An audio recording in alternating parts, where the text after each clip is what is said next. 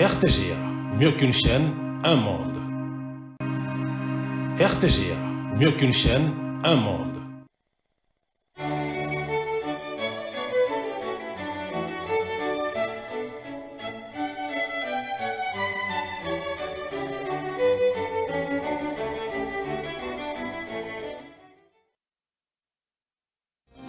Ce journal vous est offert par Tango Protection.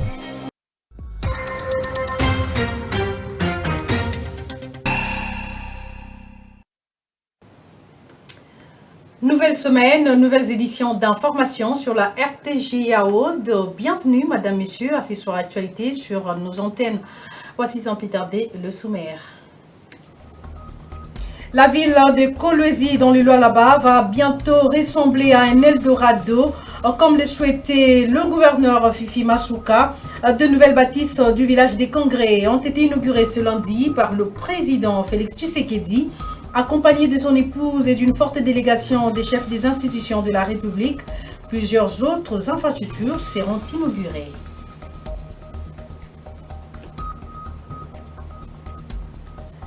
Le procès des présumés meurtriers de Kabasele Wampanga, cadre de l'UDPS, s'est ouvert ce lundi pour établir les responsabilités. 10 accusés paraissent devant le tribunal de grande instance de Matete siégeant en matière foraine sur la place échangeur à Limité. En éducation, les agents de la cantine scolaire revendiquent 18 mois d'arriérés de leurs salaires et primes sous l'indifférence totale de leurs autorités. Ce lundi, ils ont manifesté leur ras-le-bol devant leur ministère de tutelle. Détails à suivre dans ces journaux. Voilà tout pour les titres.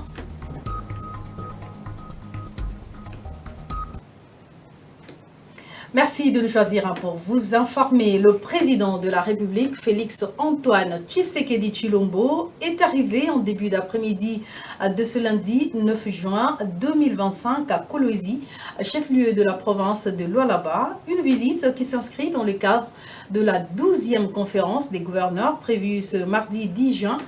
À sa descente de l'avion au tout nouvel aéroport international de Kolwezi, le chef de l'État congolais a été chaleureusement accueilli par la gouverneure du Lualaba, Marie-Thérèse Fifi Masuka, entourée du président du Sénat, Jean-Michel Samaloukonde, des membres du gouvernement central, des sénateurs et ministres provinciaux.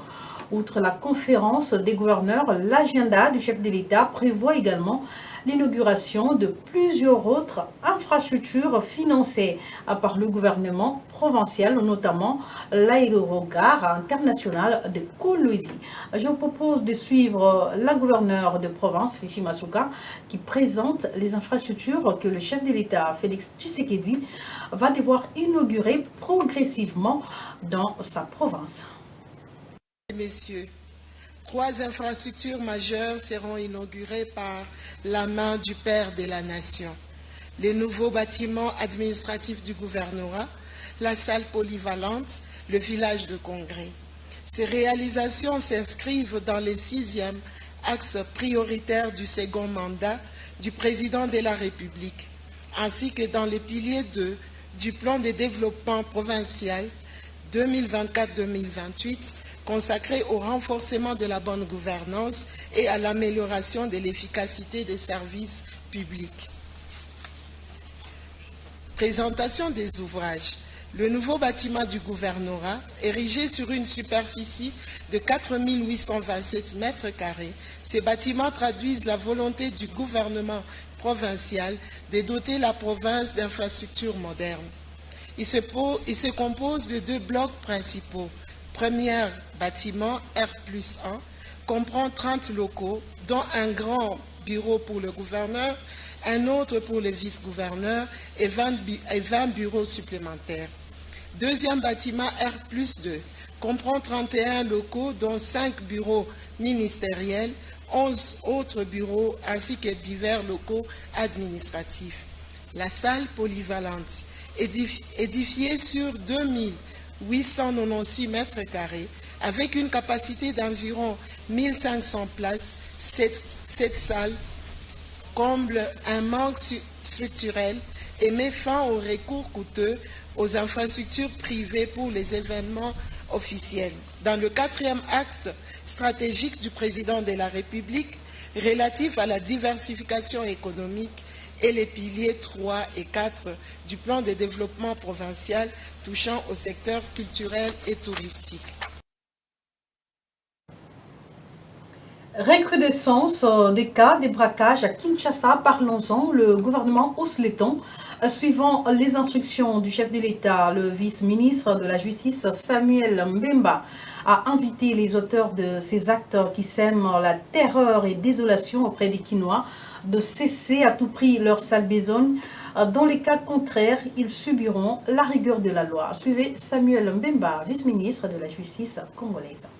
Mesdames et messieurs, nous venons d'avoir réunion avec les hauts responsables des poursuites et des jugements à la suite des instructions de son Excellence, Monsieur le Président de la République, chef de l'État, magistrat suprême, issu de la 46e réunion du Conseil des ministres du vendredi 6 juin 2025 concernant la résurgence des braquages et des vols à main armée dans la ville-province de Kinshasa.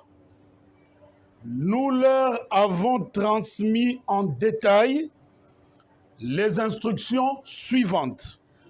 Durcissement des poursuites, car la force doit demeurer à la loi.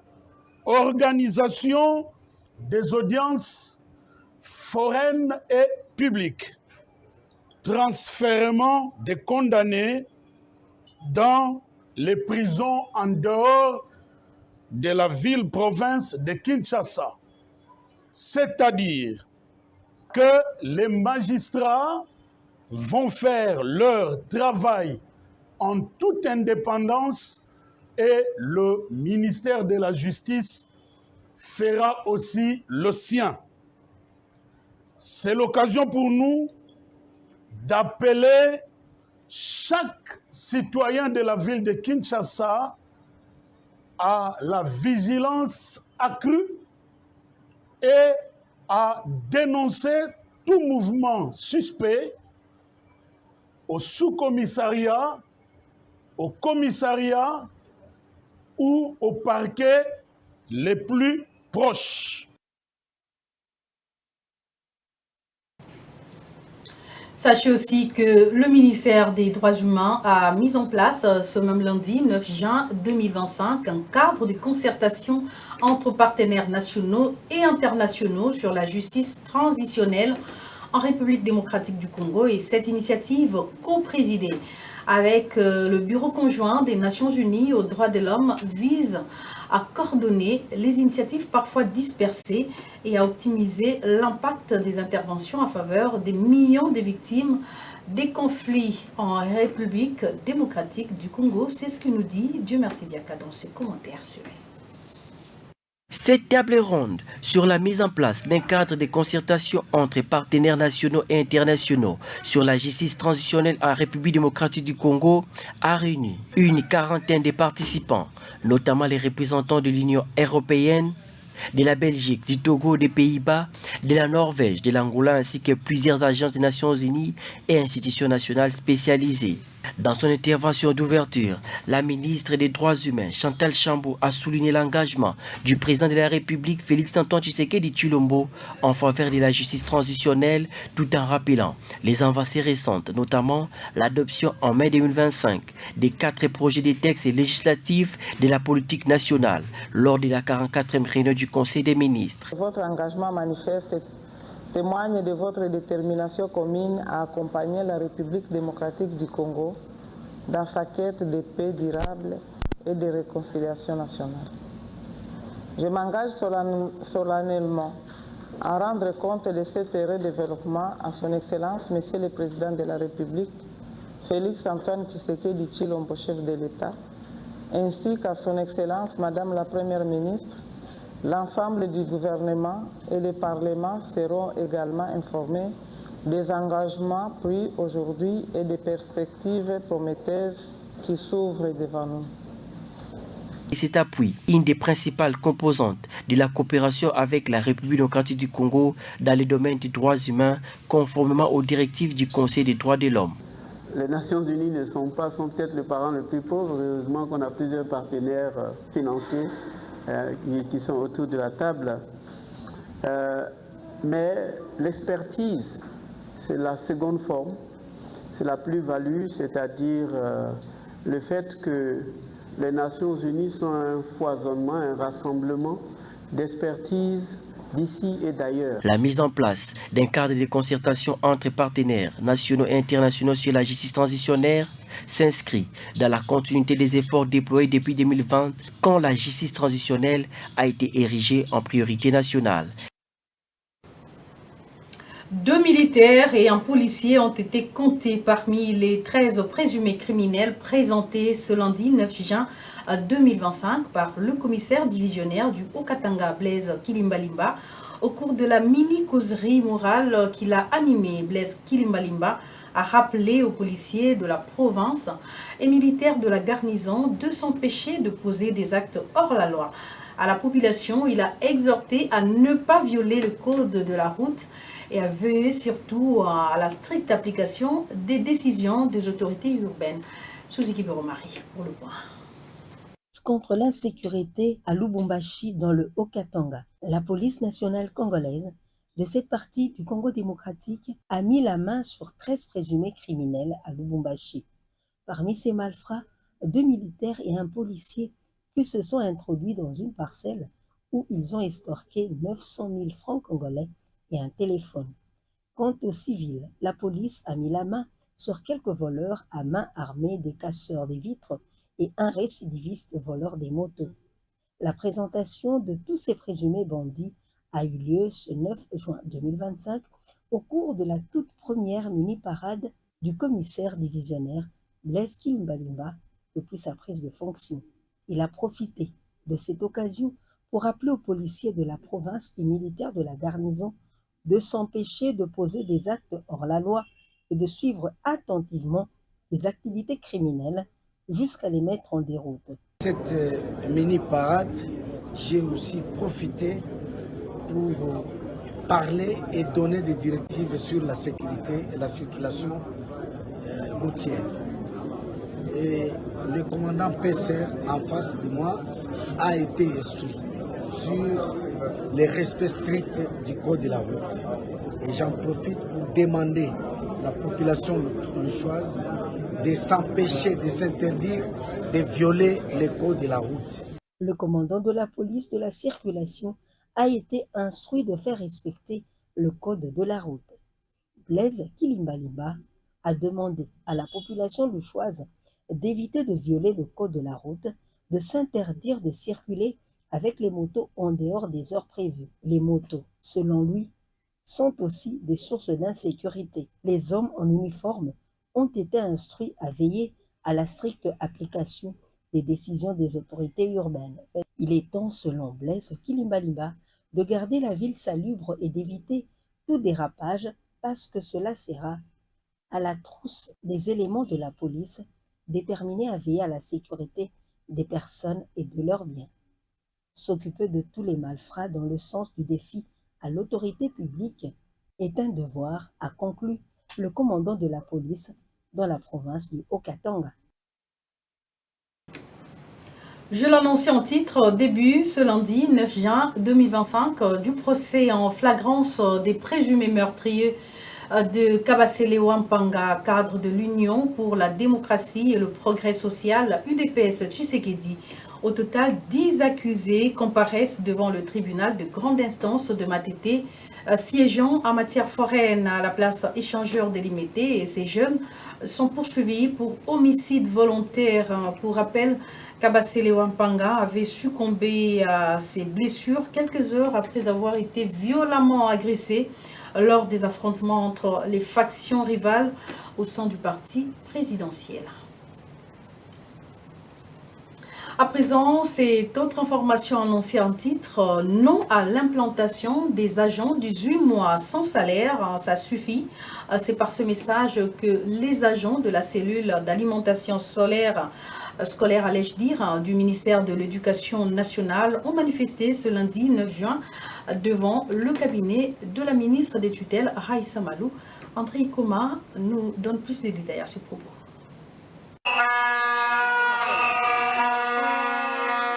En colère, munis de calicots sur lesquels on pouvait lire « Pas question de la gestion opaque ». La vision du chef de l'État rejetée en pâture. Ces agents de la cellule d'alimentation scolaire du ministère de l'Éducation nationale et Nouvelle Citoyenneté ont décidé de faire ce sit-in pour réclamer à la tutelle les arriérés de salaire des 18 mois et leurs primes.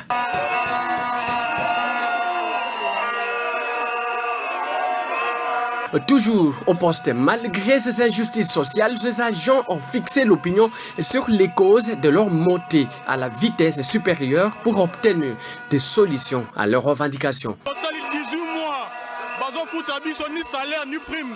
Alors c'est pour cela que nous sommes venus devant le cabinet de ministres pour réclamer droit Nabiso. 18 mois, ni salaire, ni prime, ni frais de fonctionnement. Chef de l'État, il y a conseil de ministres, après ça qui déjà maintenant, après si aval, tout ce qui est cantine scolaire, et ça l'a déjà mise en œuvre. Il y a un élo qui réclamé, salaire nabiso, prime, na frais de fonctionnement, il y a service, il y a cantine scolaire. Les agents de la cellule d'alimentation scolaire du ministère de l'Éducation nationale et Nouvelle Citoyenneté qui ont entamé de démarches sans succès auprès de la hiérarchie ont choisi cette démarche pour bouger le ligne afin d'être remis dans leurs droits.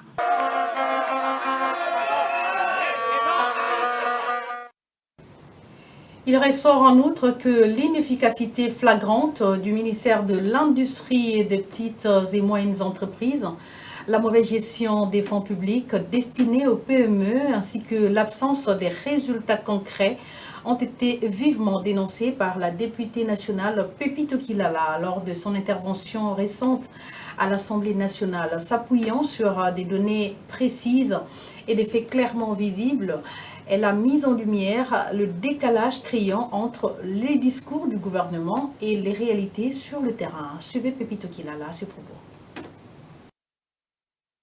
Monsieur le ministre, je vous ai suivi récemment à la RTNC, mais j'étais choqué des chiffres que vous évoquez et du zèle avec lequel vous vous exprimez. Aujourd'hui, si on prend un micro-baladeur au Kitina Makala, parce que je suis l'honorable Kilala Pépito, je suis l'élu de la Funda.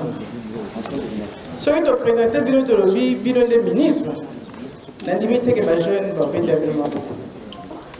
Vous voyez, monsieur le ministre, que vos fabricants, vos concurrents pour la biso congolais, les lobes étrangers, c'était mon corps, sani mon corps, l'outre mon corps. Politique, on a un rapport, on a bino pour évoquer. Avant, là, c'est la politique dans les commerçants. On a un quinquérie, mais au lieu de faire face à l'étranger, on a pris Batéka, on a un basomba, on peut s'en sortir. Les lots se retrouver politique. Mais activité, on a la boîte à manango. Et à commerce. Donc, on dévie même. Et là, on a la boîte à manango. Les lots, vous pouvez suivre ce projet. La monde peut pas projet. Vous savez, un projet mineur. Est-ce que vous pouvez vanter boisson de quoi Pepsi? C'est de l'édulcorant. Ils ont même bien été pour la santé. Biso ba Congolais, atta juif na balabala. J'ai fait Bénin, j'ai fait la Chine. La machine amitié et ont extrait jus de fruits. Écoutez, on a 50 $. Politique ni pour mettre en place pour récupérer les jeunes au Banababana. Mbongo ya FPI et où tu as une importation. Ngana importa mingi na vie na c'est que mbongo na ngape ya na kati. Mbongo na ngai ezongela batu wapi. Bino na exécutif besoin affaiblir biso na législatif. Ya wana ba député basonga mingi te. Lelo yo bato ngana bunda na bango na campagne. So ba bino ngana dukela nga musala. Na epi place na bandate. Ba jeune bana biso to boti parfois ba lukaka $100 pour ba banda. Mais bino ba aussi ba mo boaka $100 na ba banda. Parlons genre à présent. Les femmes membres du cadre permanent de concertation de la femme congolaise des 9 provinces de la RDC à l'école du savoir sur le coaching et la construction du leadership politique féminin post-électoral à Kinshasa comme en province par visioconférence. Grace Lula, directrice exécutive nationale du CAFCO, a tenu grâce à leur partenaire Open Society à mieux s'armer afin de mieux affronter les prochaines élections de 2028. Suzy Kibero-Marie pour plus de détails. Dans le Congo central, les membres du cadre permanent de concertation de la femme congolaise sous la houlette de leur directrice exécutive provinciale Nadine Ntseka Kindomba ont suivi par visioconférence avec les autres femmes dans le cadre de l'atelier de renforcement des capacités sur le leadership politique féminin, les stratégies à suivre afin de corriger les failles pour mieux faire aux échéances électorales de 2028. Préparer les femmes leaders politiques et les jeunes aux échéances de 2028. On a pensé qu'il ne fallait pas commencer 2028 plus tard. Il fallait se préparer déjà. Il fallait renforcer les capacités des femmes et des jeunes par rapport aux échéances qui sont devant nous. Au cours de ces échanges, au cours de cet atelier, il était question de rappeler des notions fondamentales, de comprendre pourquoi nous allons aux élections, pourquoi la femme n'a pas pu remonter son score lors du scrutin 2023. Une opportunité renchérie. Mimi Mvwemba-Vika, la directrice exécutive provinciale adjointe du cadre permanent de concertation de la femme congolaise pour les participantes pour reconstruire le leadership féminin. Très flattée, très contente de participer à cette formation. Une initiative saluée par les bénéficiaires outillés en la matière. Pour moi, c'est une opportunité qui vise à préparer les femmes candidates aux échéances électorales à venir. Alors pour moi, c'était un honneur d'apprendre que la planification est une gage de réussite. Dans la capitale congolaise, la directrice exécutive nationale, Grace Lula, a démarré cet échange sur le coaching et la construction du leadership féminin post-électoral en faveur des femmes et des jeunes leaders politiques. Un atelier rendu possible avec l'appui du partenaire du CAFCO, Open Society.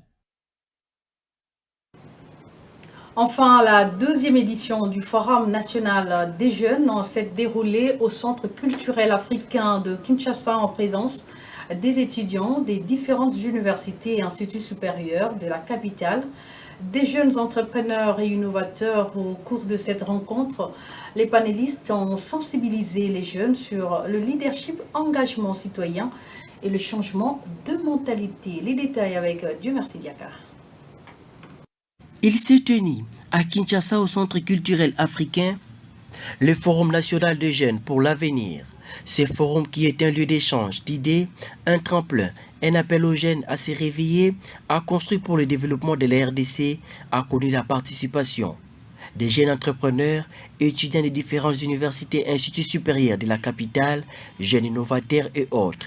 Au cours de cette rencontre, plusieurs thématiques ont été abordées par les panélistes qui, pour la plupart, ont des parcours inspirants, des modèles de réussite à l'instar de Igbo Lindompo, président du mouvement citoyen éclairé, qui prône la reconquête de la mentalité des jeunes Congolais. Ces panélistes sont ainsi intervenus sur le leadership, engagement citoyen, changement de mentalité, entrepreneuriat, l'avenir de la jeunesse congolaise et les opportunités. Ainsi, le président du mouvement citoyen éclairé a axé son intervention sur les 3 clés de leadership, à savoir l'intelligence académique, l'intelligence émotionnelle et sociale. En tant qu'inspirateur de la jeunesse congolaise, Igbo a vu lui être décerné un trophée de mérite dans la catégorie des leaders institutionnels pour son engagement en faveur de l'éveil patriotique et la reconquête de la mentalité de la jeunesse congolaise. Nous avons été certains jeunes appelés pour cette remise de trophée, et pas seulement. D'abord, on a eu l'occasion de discuter avec les jeunes, d'entrer dans les sujets de la jeunesse. C'est une responsabilité. Pour moi, c'est une responsabilité. Ce trophée, c'est simplement pour dire qu'on a la charge de la jeunesse et on doit montrer la voie, montrer la lumière, éclairer les jeunes. Et c'est un honneur de recevoir ceci de la part de la jeunesse. nous ne faisons pas ce travail, comme j'insiste, on ne fait pas ce travail pour avoir des trophées, mais quand on en reçoit, on dit merci. Et nous espérons un avenir meilleur pour la République démocratique du Congo, pour la jeunesse congolaise. Je suis de ceux qui rêvent d'un Congo possible, d'un Congo où nous sommes fiers à nouveau de rester dans notre pays parce que c'est un pays qui se développe et qui donne des opportunités. Les Congolais demain s'est construit aujourd'hui avec une jeunesse prête à relever les défis, à prendre sa place et à inspirer pour mieux agir. Ensemble. Alors, terminons avec des archives accessibles, des archives pour tous. C'est le thème choisi par le Conseil international des archives pour célébrer ce 9 juin, la Journée internationale des archives. L'édition 2025 vise à valoriser l'importance des archives. Celles-ci doivent être à la portée de tous. Une manière de lever les barrières physiques, numériques, dans la conservation de ces archives. Suzy Guiboromari nous parle de l'histoire même de cet événement. Les professionnels du secteur archivistique s'unissent le 9 juin de chaque année pour faire ressortir l'importance de soutenir les archives et la profession.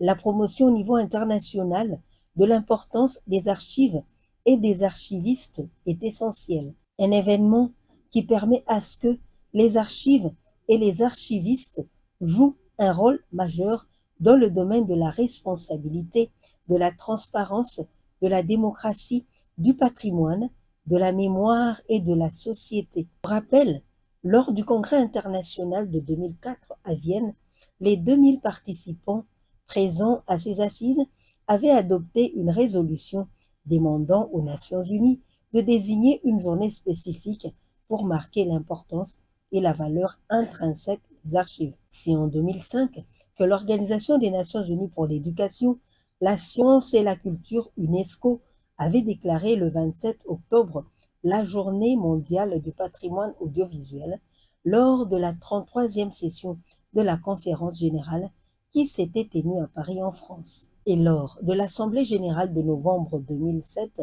l'ICA a décidé de créer la Journée internationale des archives et d'en fixer la date au 9, en référence au Conseil international des archives et célébré pour la première fois consécutivement au 60e anniversaire du Conseil international des archives. C'est en 2019 que le Conseil international des archives a prolongé l'événement sur une semaine entière. Pendant la Semaine internationale des archives, des organismes du monde entier partagent leurs événements et se joignent à l'Institut international des archives pour souligner la valeur intrinsèque et l'importance des archives et des archivistes.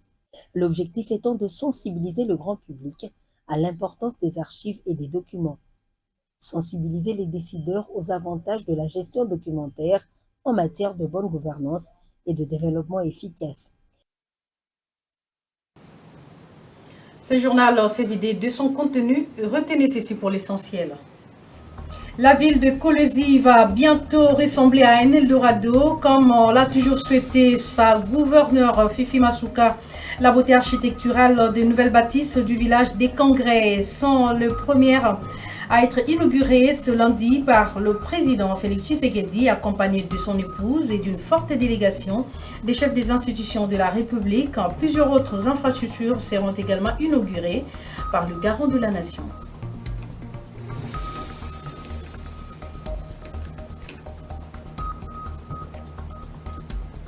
Le procès des présumés meurtriers de Kabasele Wampanga, cadre de l'UDPS, s'est ouvert ce lundi pour établir les responsabilités. 10 accusés au total comparaissent devant le tribunal de grande instance de Matete, siégeant en matière foraine sur la place échangeur à Limité.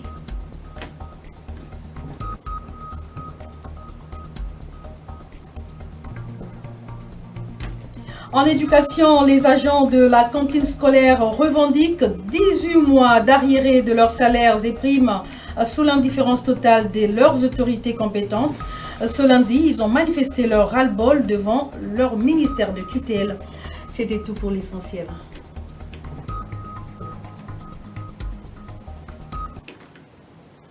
Ainsi s'achève cette grande édition vespérale de lundi sur nos antennes. Merci pour l'attention y accordée. Très bonne suite de programme sur la RTG à Aude. À très vite.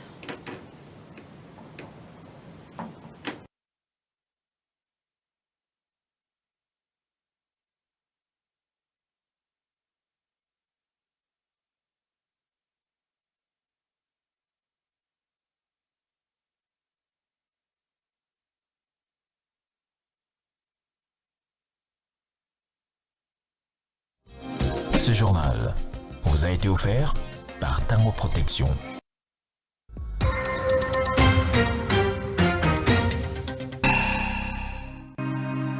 RTGA, mieux qu'une chaîne, un monde. RTGA, mieux qu'une chaîne, un monde.